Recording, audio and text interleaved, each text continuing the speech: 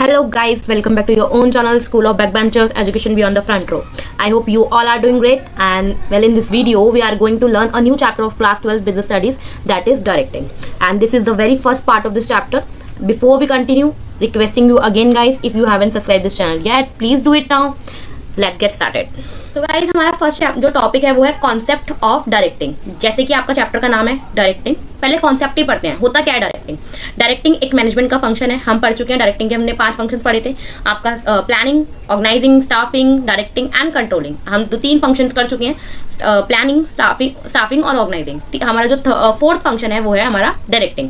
Directing का main काम क्या है? इसमें इन्वॉल्व करता है इंस्ट्रक्ट करना, एम्प्लॉयज को गाइड करना, मोटिवेट करना और लीड करना, ताकि जो आपके ऑर्गेनाइजेशन गोल्स हैं वो अचीव किए जा सके। ठीक है, आप उनको इंस्ट्रक्ट कर रहे हो, कैसे क्या क्या करना है उनको इंस्ट्रक्ट कर रहे हो, गाइड कर रहे हो कि किस तरीके से काम को करना है। आप उनको कंटिन्यूअसली मोटिवेट कर रहे हो कि वो अपने काम को इफेक्टिवली करें और एफिशिएंटली करें, और जब जब उनको आपकी नीड है तो आप उनके साथ खड़े होकर उनका काम करवा रहे हो। ठीक है, तो इस तरीके से डायरेक्टिंग इन्वॉल्व करता है आपके एम्प्लॉयज को इंस्ट्रक्ट करना, गाइड करना, मोटिवेट करना एंड लीड करना, ताकि आपके जो ऑर्गेनाइजेशन के गोल्स हैं वो अचीव किए जा सके।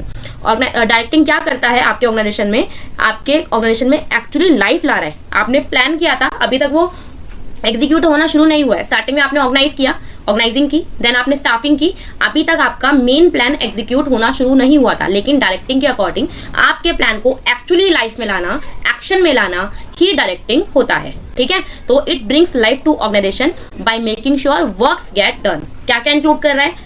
आप एम्प्लॉयज को ऑर्डर देते हो, उनको टाइम टाइम पे सुपरवाइज करते हो, मोटिवेट करते हो और लीड करते हो अपने गोल्स को अचीव करने के लिए। क्लियर है? सो गाइस, फीचर्स देख लेते हैं हम डायरेक्टिंग की।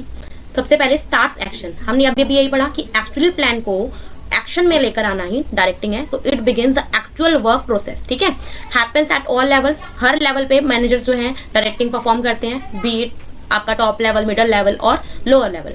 कॉन्टिन्यूस प्रोसेस है, ये नहीं आपने एक बार किया खत्म हो गया। आपको गोल्स अचीव करने हैं, फिर उसके बाद कुछ और गोल्स अचीव करने हैं, है ना। तो कंटिन्यूसली आपको अगर प्लानिंग करनी है, कंटिन्यूसली आपको गोल्स अचीव करने हैं, तो आपको कंटिन्यूसली डायरेक्टिंग भी करनी ही पड़ेगी। फ्लो करता है टॉप से बॉटम में। टॉप वाला मिडिल को इंस्ट्रक्शन देगा, मिडिल वाला जो है वो लोअर लेवल पे आपके इंस्ट्रक्शन देगा, है ना। तो ऊपर से नीचे की साइड इंस्ट्रक्शन आते हैं, ना कि नीचे से ऊपर की तरफ। तो flows top to bottom. Next importance देख लेते हैं। वर्क को एक्चुअली इनिशिएट करने के लिए आपको किसकी नीड है? डायरेक्टिंग की। तो directing converts plan into action, then unite करता है सारे एफर्ट्स को। आपके जितने भी एम्प्लॉयज है सबको काम अलग अलग दिया है, लेकिन एक्चुअली तो गोल एक ही है ना। नेक्स्ट मोटिवेट करता है एम्प्लॉयज को। एम्प्लॉयज को आप इंकरेज करते हो कि वो अपना बेस्ट दें, ताकि आपके गोल्स अचीव किए जा सके।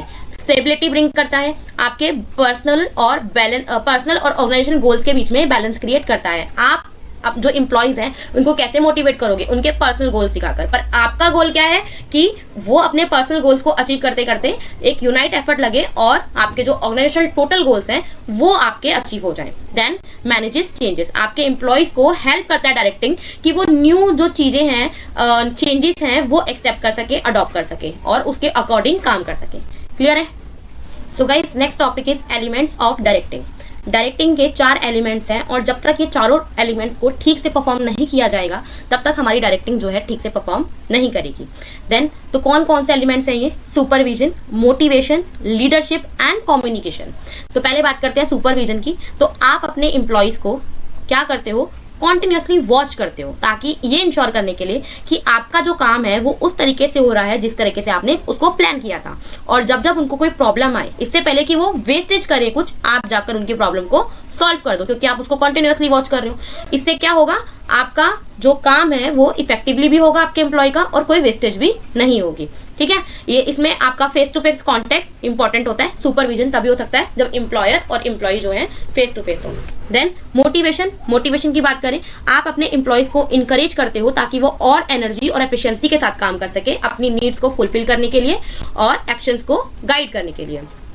ठीक है, जैसे आप अपने एम्प्लॉयज को बोलोगे, अगर आपने पर्टिकुलर टाइम इस तरीके से इस पर्टिकुलर टाइम के अंदर कंप्लीट कर लिया और एफिशिएंट वे में कंप्लीट कर लिया, तो क्या होगा? आपको प्रमोशन हो सकता है, आपको बोनस मिल सकता है, इंक्रीमेंट मिल सकता है, आपकी सैलरी बढ़ सकती है। तो आप नंबर ऑफ तरीके से उसको क्या कर सकते हो? इनकरेज कर सकते हो, मोटिवेट कर सकते हो। तो इस तरीके से जब आप अपने उसको पर्सनल गोल्स दिखाते हो ऑर्गेनाइजेशन गोल्स को कंप्लीट करने के लिए, ठीक है, तो उसको कहते हैं मोटिवेशन। देन लीडरशिप की बात करें तो लोगों को इन्फ्लुएंस करना, गाइड करना, ताकि वो खुद से काम करे, विलिंगली काम करे अपने गोल्स को अचीव करने के लिए, ठीक है। A good leader maintain strong relationship and motivate the team. अपनी टीम के साथ एक अच्छा लीडर जो होगा वो क्या करेगा, अच्छे रिलेशंस रखेगा और उनको कॉन्टिन्यूसली मोटिवेट करेगा। उनके साथ रह के काम करने की जरूरत पड़ेगी तो वो भी करेगा, ठीक है, और आगे से जाकर उनको लीड करेगा। और इस तरीके से ऑर्गेनाइजेशन के गोल्स अचीव करने में वो लोग विलिंगली काम करेंगे, ना कि किसी फायदे के चलते या किसी पर्सनल गोल्स के चलते, ठीक है। Next is communication. कम्युनिकेशन का मीनिंग हमें पता ही है, जब हम लोगों के अंदर इंफॉर्मेशन शेयर करते हैं, एक या तो आप एक पर्सन से इंफॉर्मेशन शेयर कर रहे हो या मैनी से कर रहे हो, है ना, तो एक ही टाइम पे, तो उसको इंफॉर्मेशन शेयर करना कहते हैं, ताकि एक अंडरस्टैंडिंग और कोऑर्डिनेशन क्रिएट हो सके। क्लियर है। बाकी नेक्स्ट जितने भी पार्ट्स हमारे चैप्टर के आने वाले हैं उसमें हम इन्हीं को ही, मोटिवेशन, लीडरशिप, कम्युनिकेशन को डिटेल में पढ़ने वाले हैं। आई होप आपको अच्छे से क्लियर हो गया। तो गाइस, जो हमने आज कॉन्सेप्ट किया उसके बेस पे कुछ क्वेश्चंस है, पढ़िए, आंसर कमेंट बॉक्स में लिखिए। मिलते हैं नेक्स्ट वीडियो में नेक्स्ट पार्ट के साथ। तब तक के लिए अगर चैनल को सब्सक्राइब नहीं किया है प्लीज़ कर दीजिए और वीडियो को लाइक कर दीजिए। अगर पसंद आया तो कमेंट तो करने ही वाले हो। बाय।